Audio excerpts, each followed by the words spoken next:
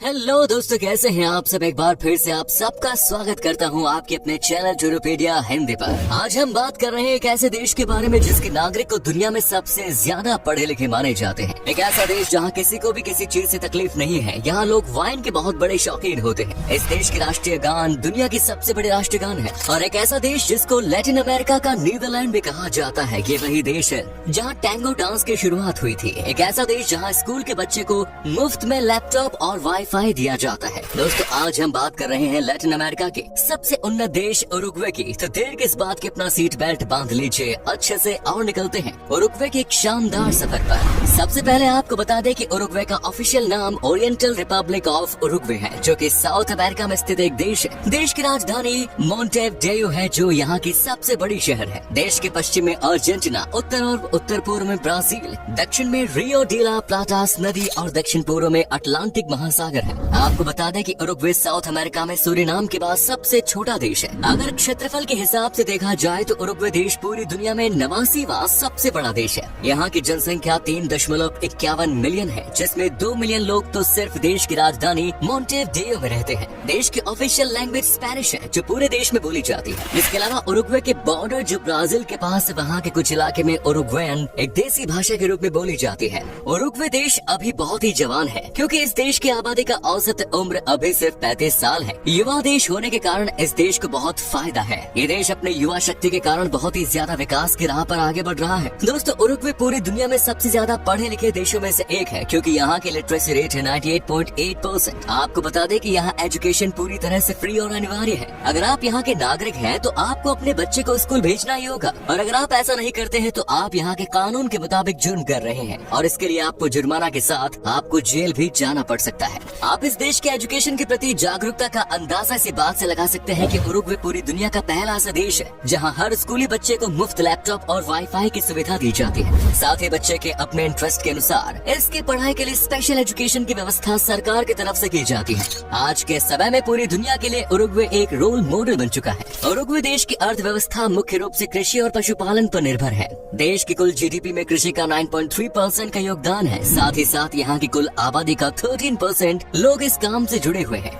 ये देश सोयाबीन, घोड़े का मांस, मधुमक्खी का दुनिया के सबसे बड़े उत्पादों में से एक है। वहीं यहाँ के रहने वाले लोगों की कुल आय का 65% आय खेती और पशुपालन से होती है। दोस्तों, क्या आपने कभी सोचा है कि उरुग्वे का नाम उरुग्वे क्यों पड़ा है? आपको बता दें कि इस देश में जो सबसे बड़ी नदी है उसका नाम भी उरुग्वे ही है, और इस नदी का बहुत ही महत्व है यहाँ रहने वाले लोगों के बीच। ये नदी ब्राजील से शुरू होती है और उरुग्वे और अर्जेंटीना के बॉर्डर तक जाती है। यहाँ के लोग इस नदी से फिशिंग करके अपना जीवन यापन कर रहे हैं। उरुग्वे की लड़कियाँ बहुत ही कमाल की होती है। साउथ अमेरिका में सबसे खूबसूरत लड़कियाँ इसी देश की मानी जाती हैं। तभी तो कई सारी हॉलीवुड की हीरोइन उरुग्वे देश से आई हुई है। साथ ही वे अपने अधिकारों के लिए लड़ना जानते हैं और दिल खुलकर प्यार भी देना जानते हैं। दोस्तों, अगर आप उरुग्वे में हैं तो आप यहाँ पब्लिक प्लेस पर स्मोकिंग मत करिएगा, क्योंकि उरुग्वे में पब्लिक प्लेस पर स्मोकिंग करना पूरी तरह से बैन है। उरुग्वे के कुल आबादी का 1/3 यानी 33% लोग स्मोकिंग करते हैं, और यही वजह है कि इस घातक आदत को रोकने के लिए ऐसे कड़े कदम उठाए गए हैं। इस देश में स्मोकर की संख्या को कम करने के लिए यहाँ के राष्ट्रपति के द्वारा एक अभियान चलाया गया। सबसे अच्छी बात यह है कि इस कानून को इतनी बड़ी स्मोकिंग करने वाली आबादी के करीब 70% लोगों ने सपोर्ट किया।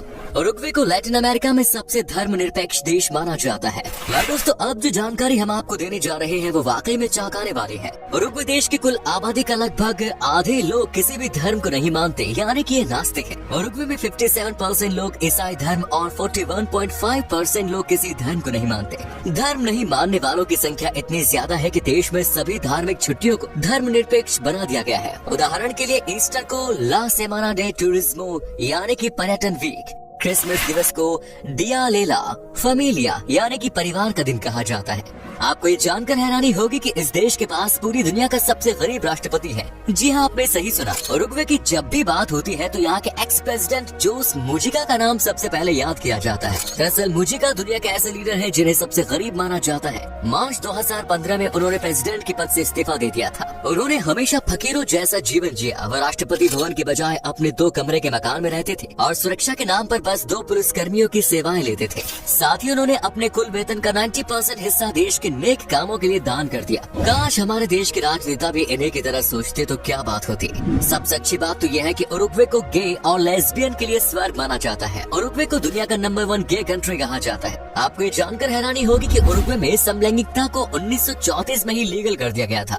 समाधिकार के मामले में देश बहुत अच्छा है। अब हम आपको इस देश के बारे में जो मजेदार बातें बताने जा रहे हैं उसे जानकर आप चौंक जाएंगे। क्या आप यकीन करेंगे कि उरुग्वे देश में जितने भी घर हैं उन सभी घरों का अपना एक यूनिक नाम है। मतलब ये कि यहाँ पर इंसान के साथ साथ घरों के नाम भी याद रखना जरूरी है। इस मामले में ये दुनिया का सबसे यूनिक देश है। ऐसा कहा जाता है कि दुनिया का सबसे पुराना डांस टांगो डांस है, जिसकी शुरुआत उरुग्वे में ही हुई थी। लोगों का मानना है कि इस डांस का क्रेडिट अर्जेंटीना देश को दिया जाता है, जबकि इतिहास जानने वाले लोगों से जब आप पूछेंगे तो सब कहेंगे कि टांगो डांस की शुरुआत कहीं और से नहीं बल्कि उरुग्वे से ही हुई थी। इस डांस की शुरुआत कहाँ से हुई थी ये पता लगाना हो सकता है थोड़ा मुश्किल, लेकिन उरुग्वे के लोगों के बीच डांस करना सबसे पॉपुलर है। यहाँ के लोग बहुत ही बिंदास है और बहुत अच्छे से डांस करते हैं और डांस करते हुए ये लोग खूब एंजॉय करते हैं। आप उरुग्वे देश के स्ट्रीट पर भी कपल को डांस करते ही देख सकते हैं। साथ ही यहाँ की सबसे फेमस डांस स्टेप में से एक है कंदोबे। इस डांस के लिए यहाँ के लोगों में इतना क्रेज है कि आपको मैक्सिमम लोग हर फेस्टिवल में हर इवेंट में डांस करते हुए दिख जाते हैं। ये कमाल की डांस होती है और बाहर के लोग भी इसे खूब एंजॉय करते हैं। आज पूरी दुनिया फुटबॉल की दीवानी है, खासकर बात हो फीफा वर्ल्ड कप की तो ये दीवानगी सारी हद पार कर जाती है। लेकिन क्या आपको पता है कि फीफा का पहला वर्ल्ड कप उरुग्वे में आयोजित किया गया था? साल 1930 में उरुग्वे में फर्स्ट फीफा वर्ल्ड कप का आयोजन हुआ था और उसको जीता भी था उरुग्वे ने।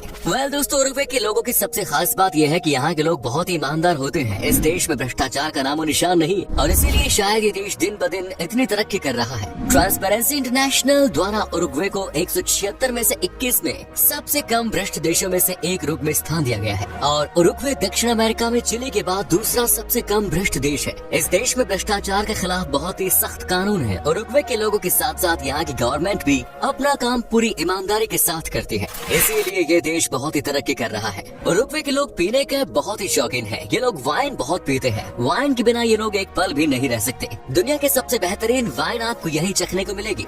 अगर आप पर्यटक हैं और इस देश की यात्रा पर हैं, तो आपको यहाँ के लोग वाइन जरूर पिलाएंगे, चाहे आप नॉन अल्कोहलिक ही क्यों न हो। ये लोग खुद और अपने साथी के साथ वाइन के सुरूर में खूब एंजॉय करते हैं, इसीलिए यहाँ के लोगों को पार्टी एनिमल भी कहा जाता है। ये लोग देर रात तक झूमते रहते हैं। जब खान पान की बात हो रही है तो बता दें कि चिविटो देश का पसंदीदा स्नैक और उरुग्वे का राष्ट्रीय व्यंजन है। ये एक जबरदस्त सैंडविच है। अगर आप कभी उरुग्वे जा रहे हैं तो चिविटो को साथ जरूर लेना।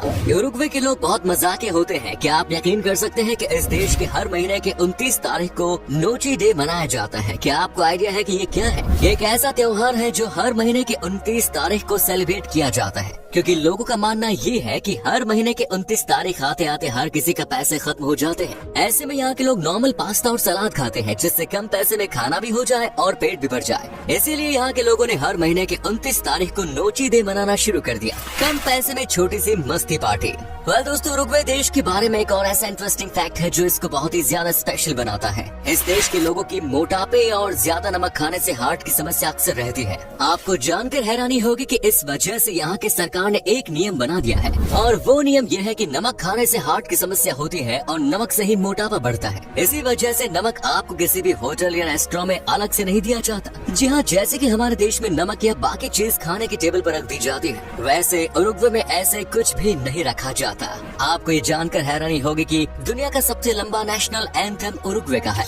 1833 में ओरिएंटल ला पटेरिया ओ ला तुम्बा इसको ऑफिशियल तौर पर उरुग्वे का राष्ट्रीय गान घोषित किया गया था। इसको गाने में लगभग 6 मिनट का समय लगता है, जो इस दुनिया का सबसे लंबा राष्ट्रीय गान बनाता है। उरुग्वे देश के इतिहास की बात करें तो इस देश में यूरोपीय लोगों के आने से पहले इस जगह पर एक स्वदेशी जनजाति चरवा निवास करते थे। 17वीं शताब्दी के दौरान इस क्षेत्र को लेकर स्पेनिश और पुर्तगालियों के बीच लड़ाई छिड़ गई। 19वीं शताब्दी की शुरुआत में उरुग्वे ब्रिटिश और पुर्तगालियों के बीच एक युद्ध क्षेत्र बन गया, जो एक दूसरे पर हावी होना चाहते थे। 19वीं शताब्दी के अंत में अप्रवासियों का देश में तांता लग गया, जिसके कारण देश तेजी से विकास की ओर चल पड़ा। चलिए बताते हैं क्या है यहाँ का वीजा प्रोसेस और उरुग्वे में घूमने के लिए आपको कितने पैसे खर्च करने पड़ेंगे। आपको बता दें कि आपके पास अगर सारे डॉक्यूमेंट्स मौजूद हैं, तो आपको वीजा लगभग 3 से 4 हफ्तों के अंदर मिल जाएगा। और अगर आप अकेले हैं तो आपको उरुग्वे घूमने के लिए 7 से 8 दिन में लगभग 1,70,000 रूपए खर्च करने होंगे। उरुग्वे को दुनिया के सबसे महंगे शहरों में गिना जाता है, इसीलिए इस शहर में घूमना काफी महंगा होता है। दोस्तों, उरुग्वे की करेंसी है उरुग्वियन पैसो, जिसकी वैल्यू है लगभग 1.91 भारतीय रुपीज। तो दोस्तों, ये था खूबसूरत राज्य उरुग्वे। कैसा लगा बताइए कमेंट्स में। क्या कभी आपने विजिट किया इस देश की, और अगर की है तो आपका एक्सपीरियंस कैसा रहा, ये भी हमारे साथ शेयर करें। उम्मीद है एपिसोड पसंद आया होगा। वीडियो को लाइक करें और अपने दोस्तों और रिश्तेदारों के साथ शेयर करना ना भूलें। हमारे चैनल को भी सब्सक्राइब जरूर करें। वीडियो को अंत तक देखने के लिए शुक्रिया, धन्यवाद।